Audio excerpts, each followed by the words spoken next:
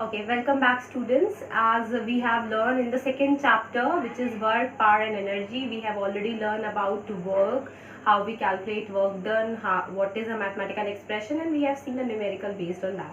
Now today we are going to start the second topic of the chapter, which is power. Now we are going to see what is a definition and how we draw the mathematical definition and how we see the units and all. So first if we go to the power and we see power, so if we describe power, it is rate of doing work or work done. Simple. The definition of power is simple, that is rate of doing work. And we have learned, I think in class 9th already, that what is rate. We have learned when we say rate means about a physical quantity which is changing with time.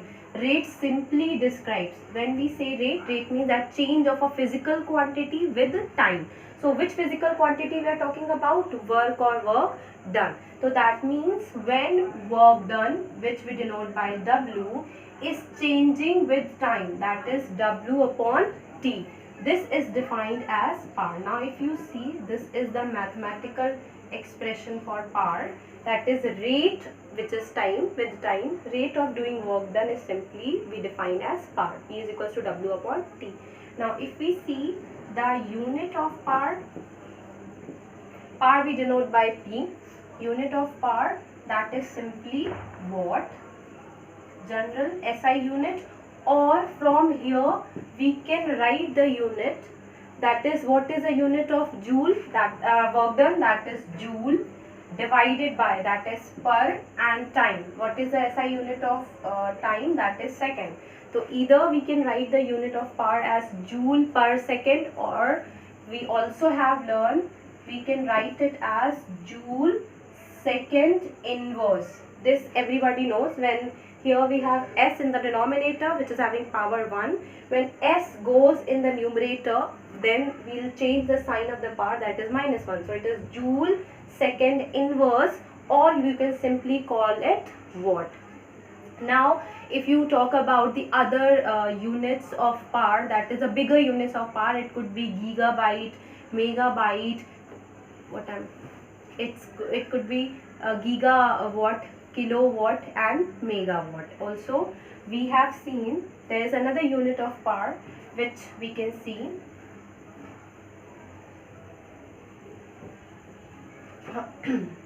one thing, that is horsepower.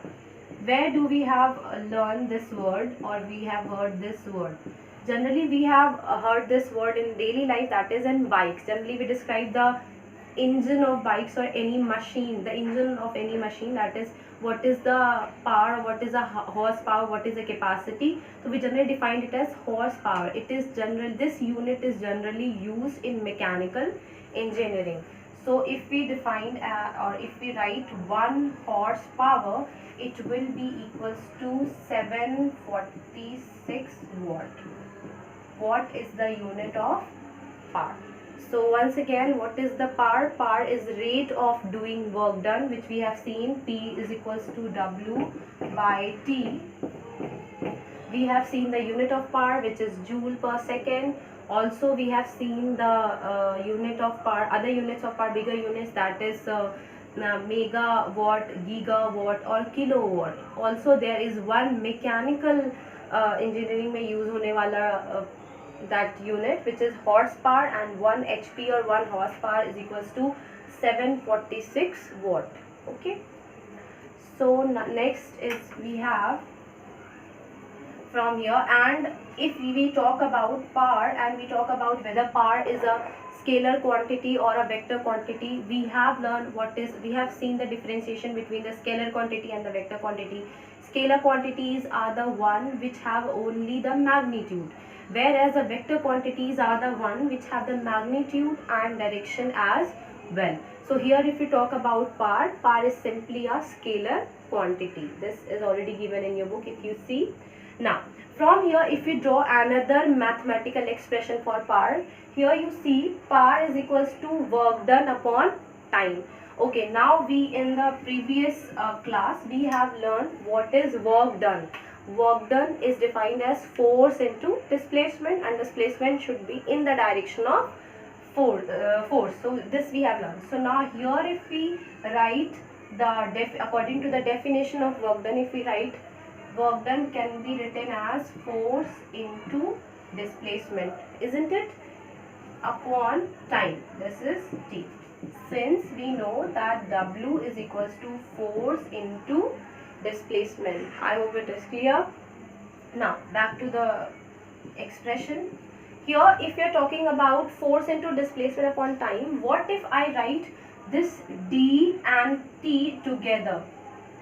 These two are in multiplication and T is divided with them. What if we take D and T together? So I am just arranging them. That is F dot, if we write D upon T together, it is still the same. It is F into D upon T. I am just writing so that we can see another expression. Now if you read this expression, that is D upon T. D is what? Displacement, and T is what? Time. We also have learned, if you can recall, beta, displacement upon time, that is velocity. We have learned what was the definition of velocity. Velocity is simply displacement upon, or change of distance with time, described as. So here we have force into. Now displacement upon time is simply defined as velocity. So displacement upon time, it will become velocity.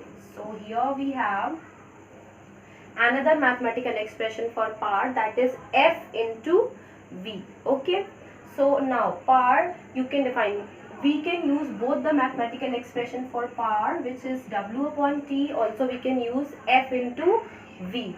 So we'll use the expression according to our need, whatever information is given in the numerical, and we have to calculate power. If work done is given and time is given, we will use this first expression, which is W upon T. And here if we have force given and velocity given, we can use this expression, which is P is equals to F into V. Now here the main point, or the one important point is, as we have seen, power is a scalar quantity. Now let us recall the scalar quantity and vector quantity. As I told you which one is the scalar and which one is the vector.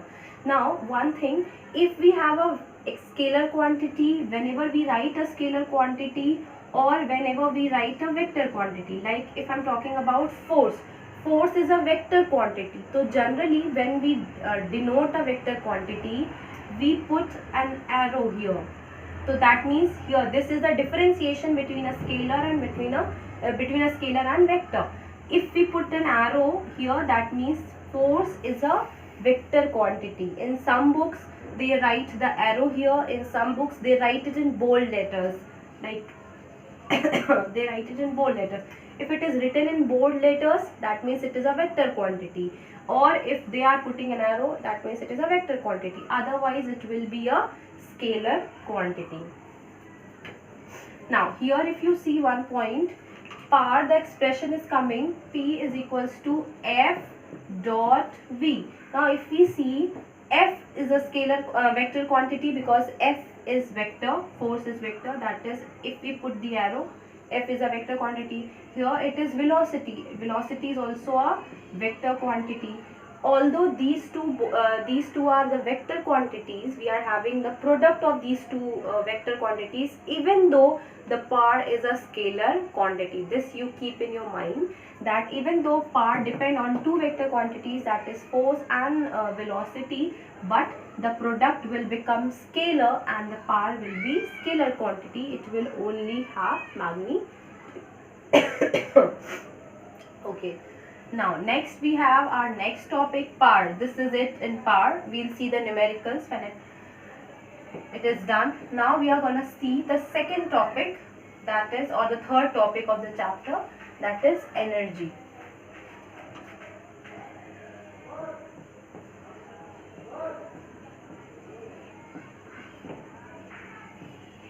Okay. Now before I start energy, let us recall once again. We have seen, so far we have seen work or work done. What is work? Work is when we apply force on a body and body displaced in the direction of force, that is the work done. That is W is equals to F D cos theta, which we have seen. Now power, we have seen the definition, that is rate of doing work done. Also we have seen this, that is W upon T, and one expression was F into V. Now next topic is energy. Now if we see the definition of energy, it is simply, what do we understand by energy? If we talk about, it is simply the ability or capacity in fact of doing work done, capacity of doing work done. If we have energy, we can do work done. So this is the a small definition of energy. What do we understand? What is energy? That capacity of doing work done.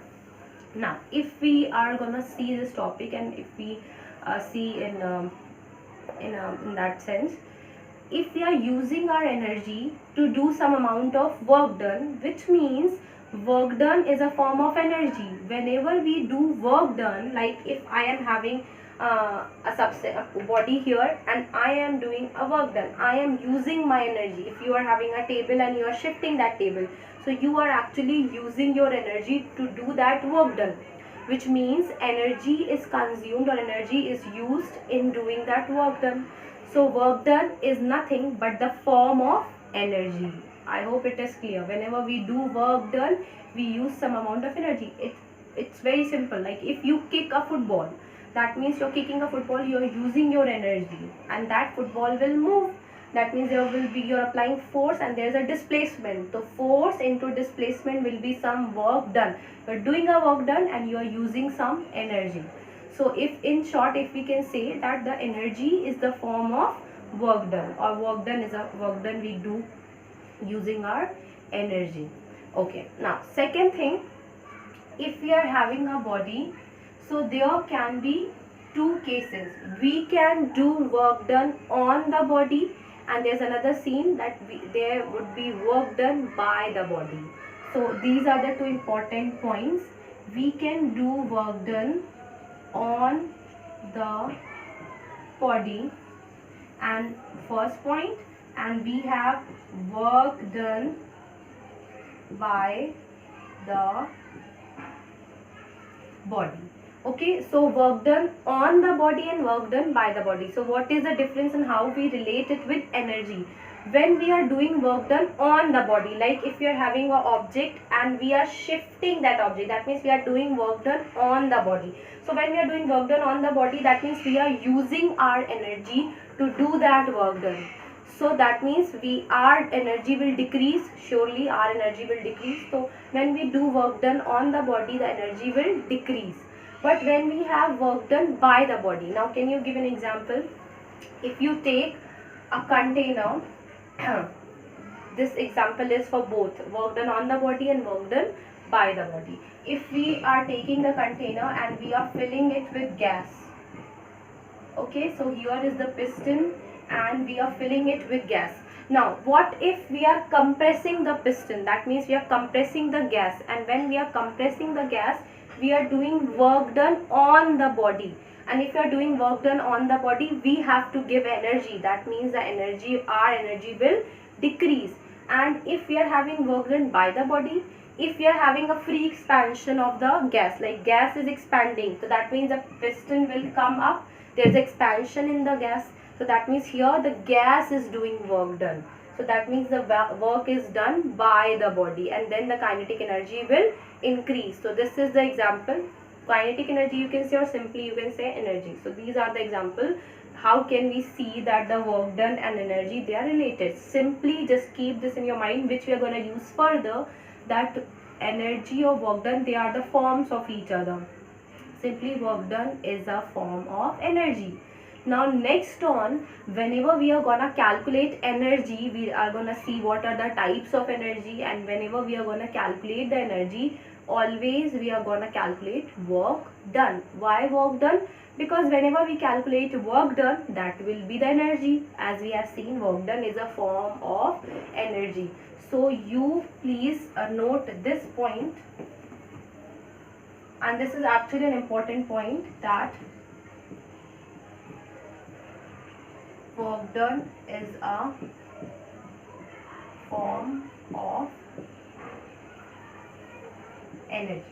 This is the important point, and this we are gonna use again and again. Okay, so now here we have seen what is energy, and then we'll see the units of energy. There are many units of energy, like we have joule. Since energy and work done, they are the form of each other, so whatever unit of work done, we can use it for the unit of energy as well.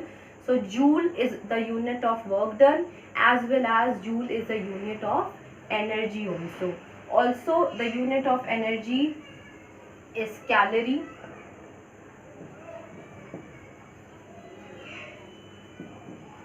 The unit of energy is calorie, and we can see the relation. 1 calorie is equals to 4.18 joule, or approximately it is 4.2 joule. This is a relation between calorie and joule, and there are other units of energy, kilocalorie and all you can see. Next is we have another unit of work done is electron volt.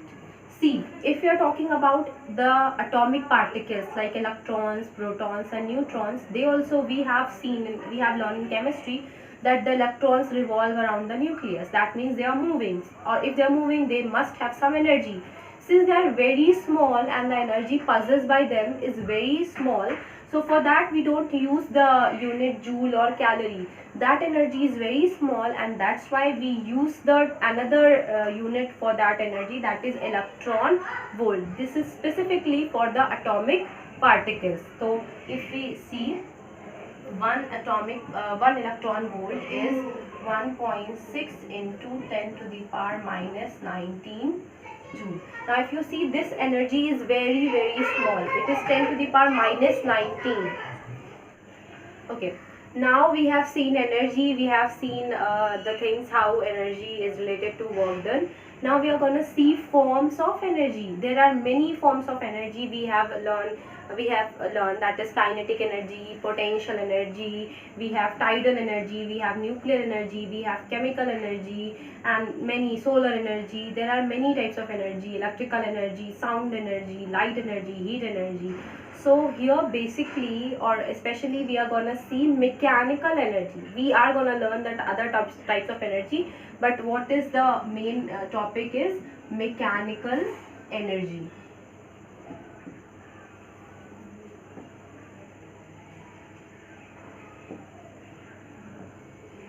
We already have seen what is energy. Energy is the capacity of doing work, where now we have seen there are many types of energy. So here we are going to see mechanical. What is mechanical energy? When we are talking about mechanical energy, it's simply, mechanical means something related to work done.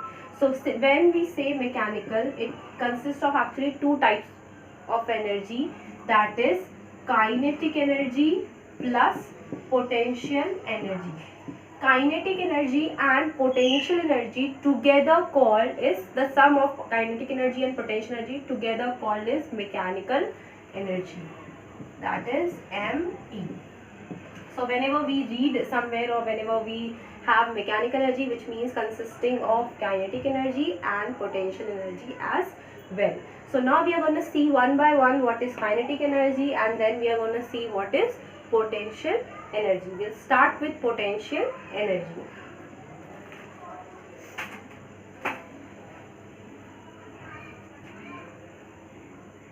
Okay, so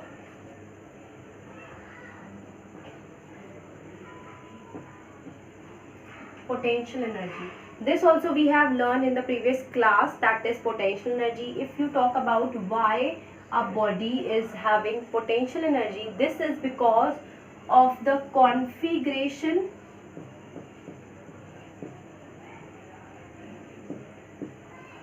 and position of the body. When do we say that the body is having potential energy? This is because of the configuration and position of the body. Now, what is configuration and what is position? See, we already have learned potential energy in class 9, but now we are going to see in deep. So you need to understand what does configuration means and what is position, and depending on configuration and position, we again categorize potential energy into two categories. Okay, configuration is simply means the shape and the size. Okay, if we are having a body and we are changing the shape and the size of the body, because of the change in shape and size of the body. Like if you're, let's simply take a spring. When we either stretch the spring or we compress the spring, we are changing the shape and size. Like when you're compressing it or when you're expanding it, we are changing the configuration, and when we change the configuration, we are doing some work done. No, either we are compressing it, we are doing some work done, we are stretching it, we are doing some work done. And if we are doing some work done, that means there must be some energy stored in our body, because we have learned that the work done and energy, they are the forms of each other. When we do work done, like if you're compressing the spring, we are doing work done, so that work done will store in the body as a form of potential energy because of the change in the shape and size. Also, now let us see the position. Whenever we change the position of a body, if a body is here our body is here, that means here is the position of the body. If we change the position of the body, that means now we are doing some work done to displace the body from here to here. When we are changing the position of the body, then also we are doing some amount of work done, and when we are doing work done, that work done will store in the body as a form of potential energy. Now, depending, whenever there is a change in configuration, configuration means that shape and size, shape and size, this is configuration. So whenever we change shape and size, we have to do some work done. Like if we stretch the spring or we compress the spring, we have to do some work done, and that energy will store in the body, and that is known as the potential energy. And whenever we change the position of the body, then also we do work done, and when that work done will store in the body, that will be also in the form of potential energy. Depending upon these two, we can categorize potential energy into two categories, or further two things. That is, first one is gravitational potential energy.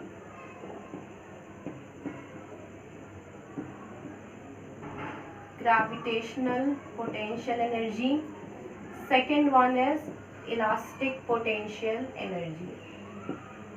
Elastic potential energy. As we have seen that the potential energy is because of the configuration, if we are changing the configuration or we are changing the position. Elastic potential energy will be there in the body when we are changing the shape and size. Overall, when we are changing the configuration. Now we have gravitational potential energy when we are changing the position of the body.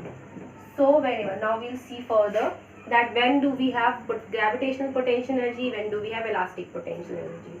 Elastic potential energy when we are changing the configuration, shape and size. Gravitational is because of the change in positions. Now let's see first one, gravitational potential energy.